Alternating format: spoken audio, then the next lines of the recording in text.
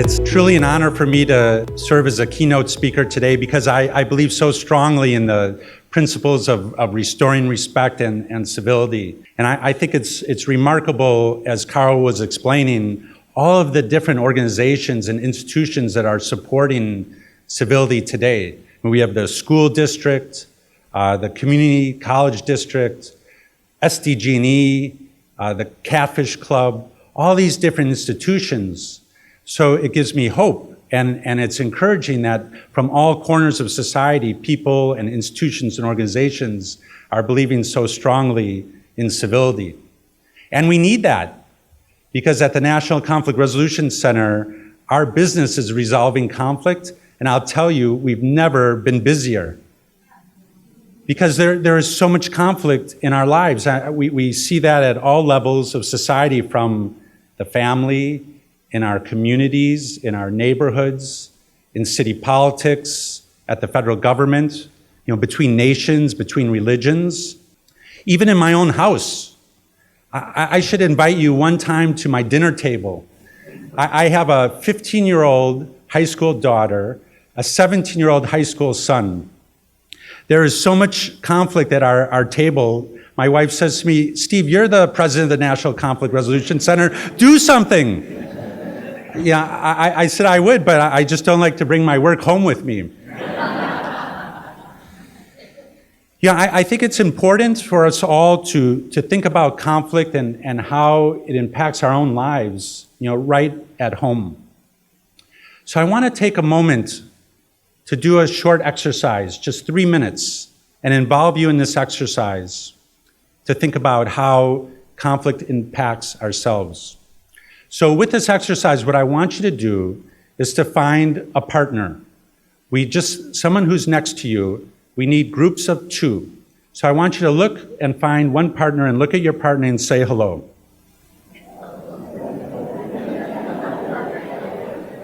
I want you to look up on the board.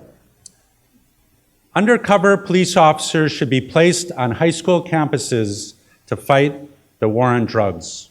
Now, some people feel that's a good thing. Some people think it's not a good thing. So in your group of 2, I want one of you to raise your hand. Now, the person who's raising your hand, I want you to argue in favor of what's on the board. Doesn't matter whether you believe it or not. It's your job, if you raise your hand, to argue that undercover police officers should be placed on high school campuses to fight the war on drugs. Now, the other person in your group of 2 is going to argue against it, whether you believe it or not. Now, I'm going to give you 3 minutes to make your argument, and I want you to do everything in your power to convince the other person that you're correct, short of hitting them. Okay, everyone got it? All right, I'm going to give you 3 minutes. Ready, go.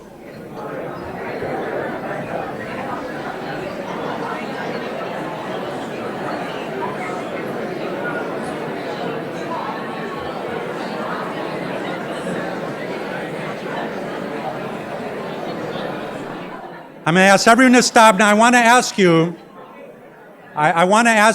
if anyone convinced your partner of your point of view. I'll tell you one thing, I heard a lot of noise.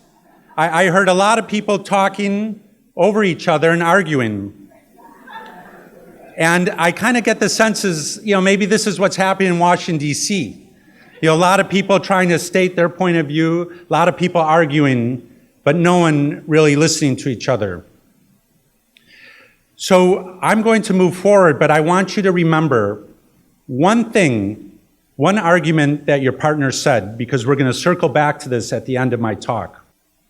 The National Conflict Resolution Center has a program with the California Endowment. It's the largest foundation in the state.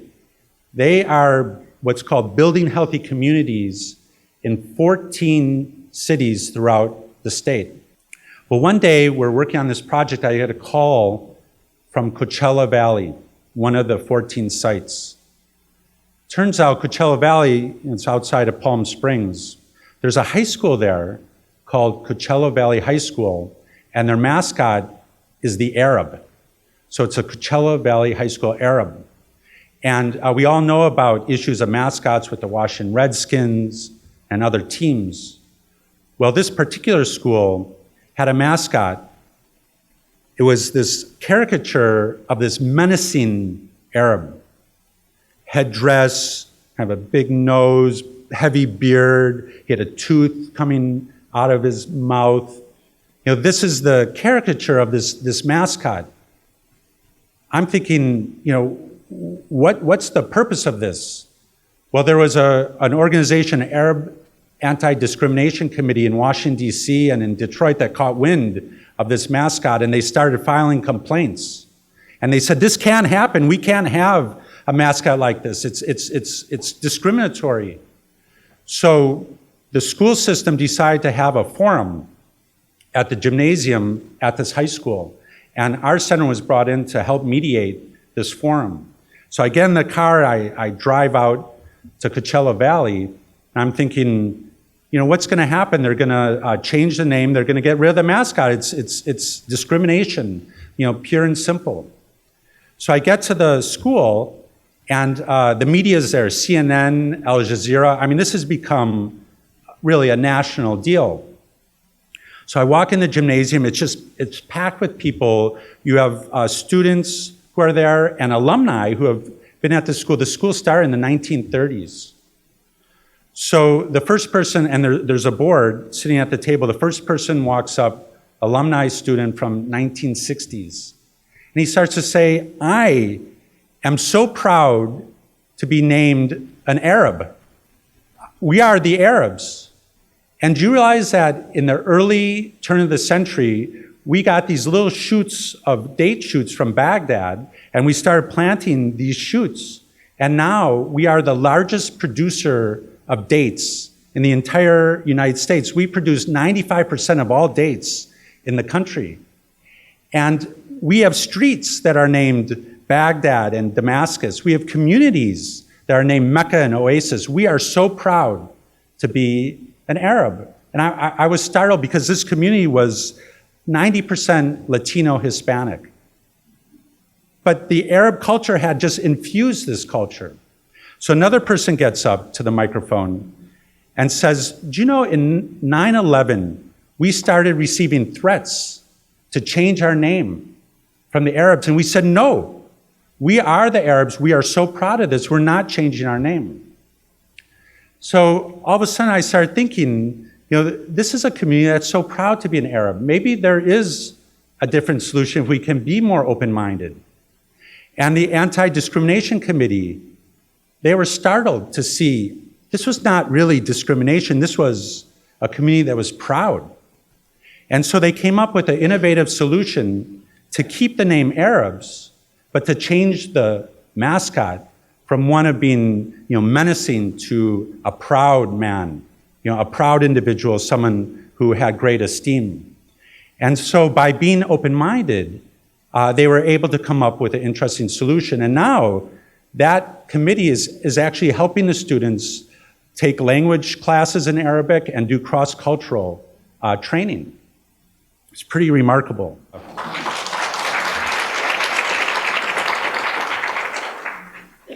So here are the 4 lessons: humility, empathy, open-mindedness, and finding common ground. So I want to take a moment and just go back to the exercise that we did earlier today. I'm going to put it back up, and I want you to turn back to your partner. Everyone has their partner? So I want one person again to raise their hand.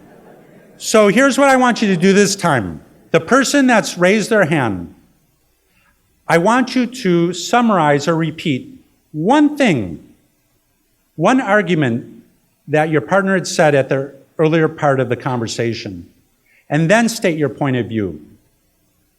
And then when the other person who just had his hand up states his or her point of view, I want you to summarize what that person said before stating your own point of view. So you go back and forth with your own argument, but before you make your argument, you have to summarize what the other person said. So I'm going to give you 2 minutes to do it this time.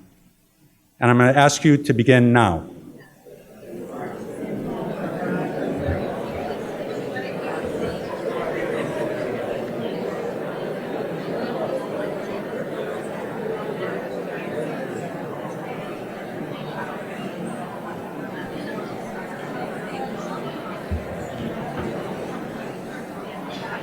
I want to ask you to think for a moment from the first time you did this exercise 20 minutes ago to this time, if you notice any difference in the conversation. I noticed a difference. It was a lot more quieter. I got the sense that people were listening to each other.